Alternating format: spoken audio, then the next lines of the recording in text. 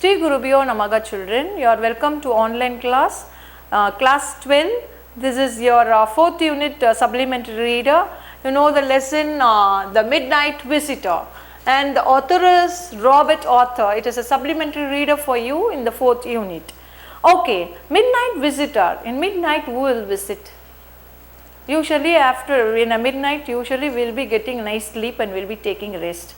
Who will visit in the midnight? The road and other places, the lawful person, patrol will be there. So unknown visitor, so 12 o'clock or 2 o'clock in the midnight somebody is visiting your house. What purpose they will be coming? Surely it will not be a nice purpose. If it is very dangerous, sometimes you are making a call, then there will be a visitor. An unwanted visitor at midnight, if somebody is there at your home or somewhere, so you can write, you can be an unwanted person, maybe a robber or a person who want to steal something. They will be hidden and they want to take without your knowledge. They will be coming after your sleep, after you are taking rest. They confirm that you are not there and they will be entering. So here also something had been taken by somebody, and that only we are going to see in this lesson.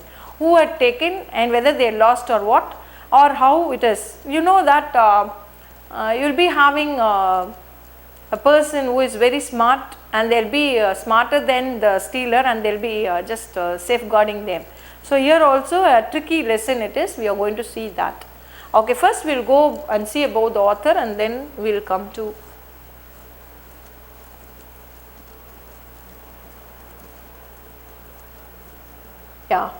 So the author is both the author, Robert Ray Author. Robert J. Author is junior. He was born on November 10th, 1909 and died on May 2nd. He was born on May 2nd, 1969 and he was died on November 10th, 1909. Was a writer of speculative fiction and specialized in crime fiction.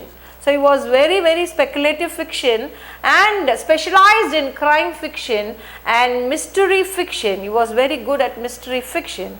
He was known for his work with the Mysterious Traveler radio series and for writing The Three Investigators, a series of young adult novels. Author was honored twice by the Mystery Writers of America with an Edgar Award for Best Radio Drama. He had done a Best Radio Drama and he got an award called Edgar Award because Edgar is a good writer in that, and in his name an award was given. He also wrote scripts for television.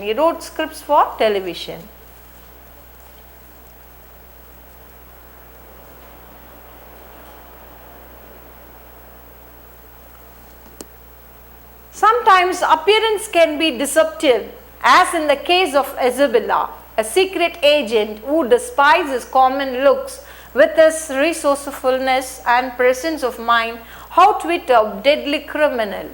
Read the story to see how this happened. You know, sometimes your appearance will be not so good. So sometimes by looking they will not accept that he was an intelligent agency. And sometimes you will not be accepted because of your physical appearance as a doctor or whatever the profession you belong to. But when you were doing the job and just done something great in that, even your appearance will not stand. The same way here also Isabella's thing. Isabella did not fit any description of a secret agent. So he was not looking like a secret agent at all. Fowler had ever read, so Fowler was the person who wanted to give a case, and he also not read about Isabella in anything. You know that if there was a secret agency, their name will be very familiar and famous and known to all over the place. Following him down the musty corridor of the gloomy French hotel where Isabella had a room, Fowler felt let down. It was a small room on the 6th and top floor and scarcely a setting for a romantic adventure. So here Isabella did not fit any description of a secret agent and ever read, he was not read about, Fowler had ever read about him, and following him down the musty corridors. He was following him in the musty corridor of the gloomy French hotel. They were going to a gloomy French hotel where Asubla had a room. You know that a secret agency will be just having a nice place like that. So here he was just in a gloomy French hotel he was staying where Asubla had a room. Asubla had a room.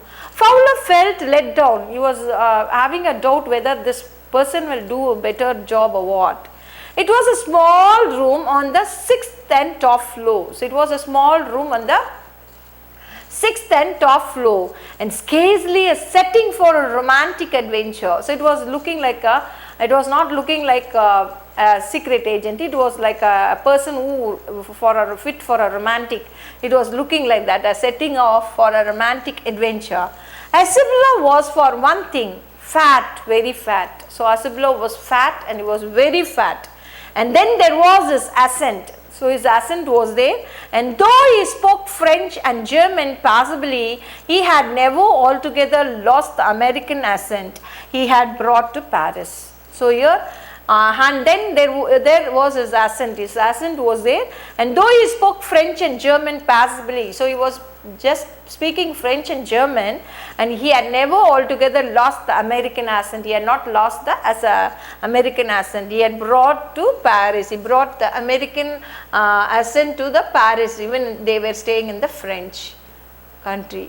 From Boston. So from Boston he had picked the language and he had just brought it there. 20 years ago he just went to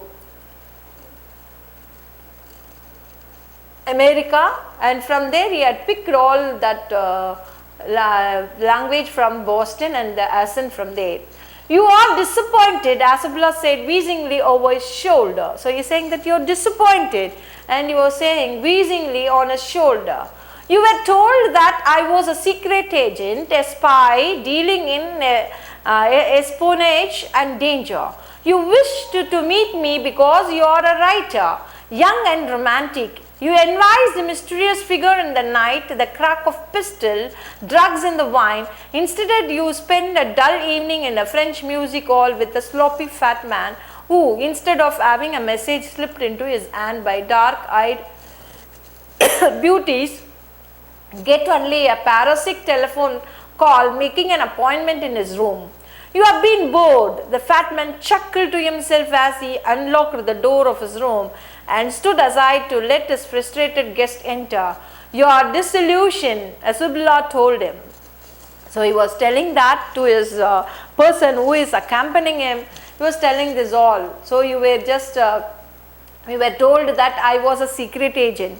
So somebody told that I am a secret agent and a spy and dealing in espionages and danger. You wish to meet me because you are a writer, young and romantic.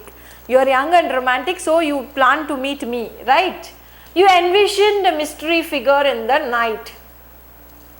You envisioned a mystery figure in the night, the crack of pistol, drugs and the wine. So this all had happened, right? Instead, you have spent a dull evening in a French music hall.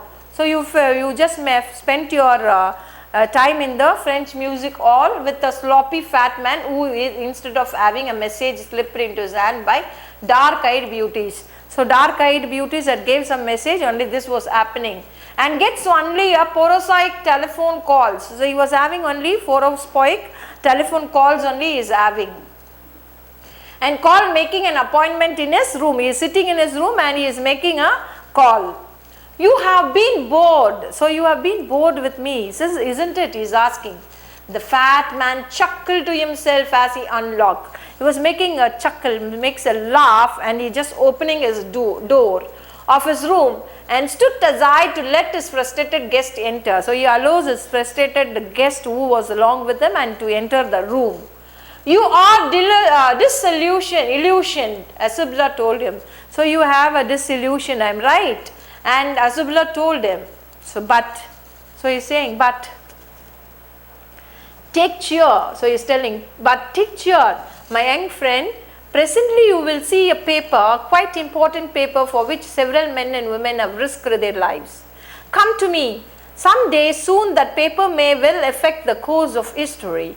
In that thought as drama is there not. As he spoke, Isabella closed the door behind him. Then he switched on the light. And as the light came on, Fowler had his first authentic thrill of the day, for halfway across the room, a small automatic pistol in his hand stood a man. So when they were entering, opening the door, actually the door was closed, the room was nobody, it was empty, they were thinking, and all of a sudden when they were opening, and he gives, so as a secret agent, he gives that cheer. My young friend, presently you will see a paper, presently you are having a paper, a quite important paper, it is a quite important paper for which several men and women, several person, men and women were in search of it, have risked their life, come to me. Someday soon that paper may well affect the course of history. So this paper will give the course of the history, history of it. In that thought is drama. So he thought is drama and is there not.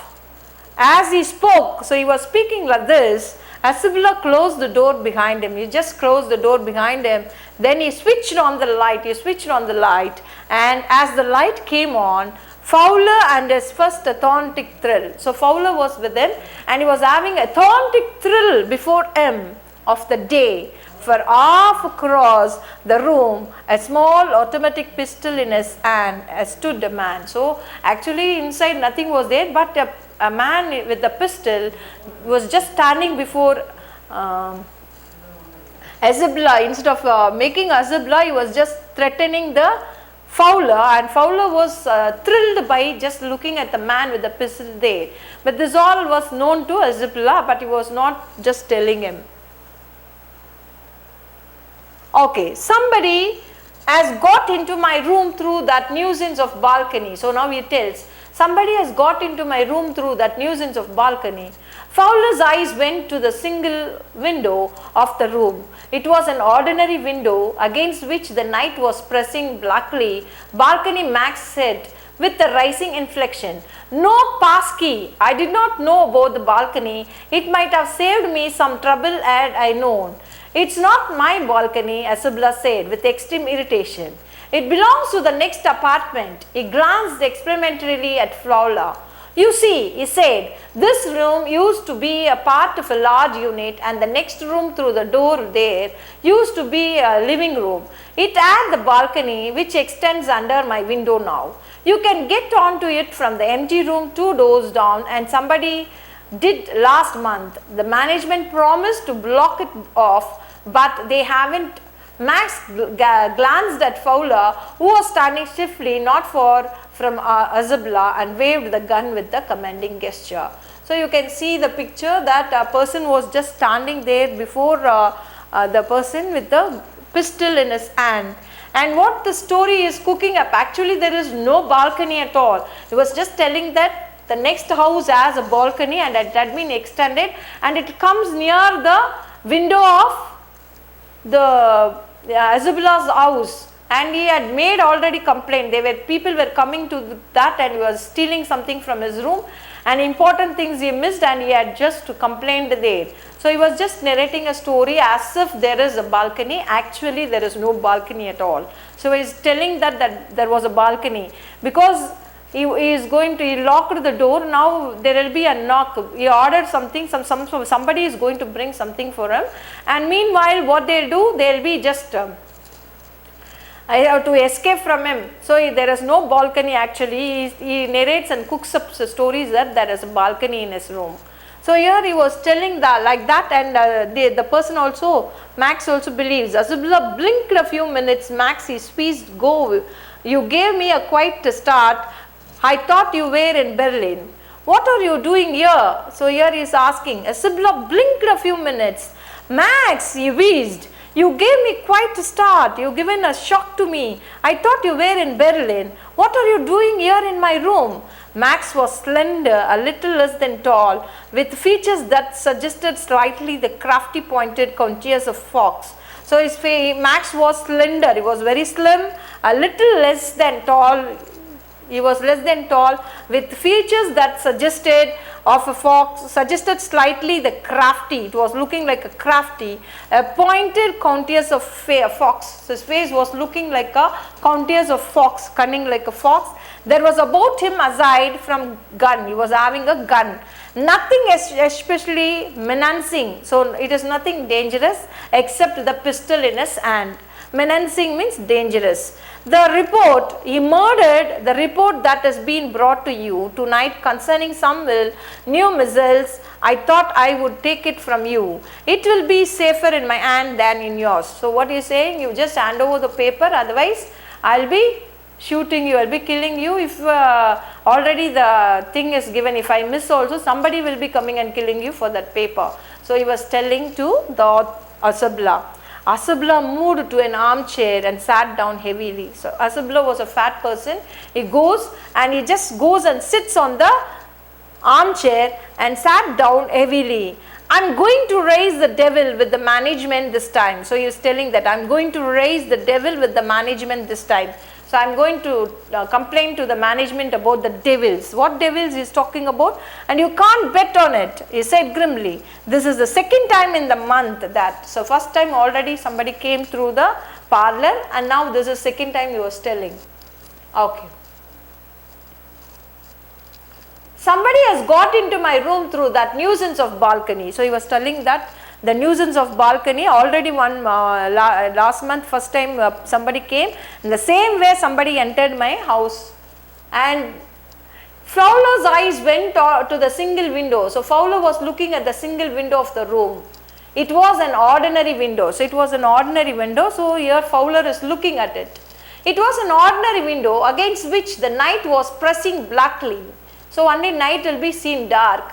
Balcony. So Max said with a raising inflection, no, passkey, I did not know about the balcony. It might have saved me some trouble had I known. So here Max is telling, I don't know about the balcony, it will be save me now. So he was just thinking. Asubla said with extreme irritation, it belongs to the next, so he says that it belongs to the next house and not it belongs to him. It belongs to the next apartment. He glanced expectantly at Fowler. You see, he said, this room used to be part of a large unit, and the next room through the door there used to be a living room. It had the balcony which extends under my window now. So they have living room and another room, and their balcony extends and it just comes to my window. You can get onto it from the empty room 2 doors down, and somebody did last month. Somebody also just went like that last month. The management promised to block it off. I complained last time itself. The management also said that it will be just blocking it, and they promised me, but they have not kept it. Block it off. But they haven't, Max, they haven't.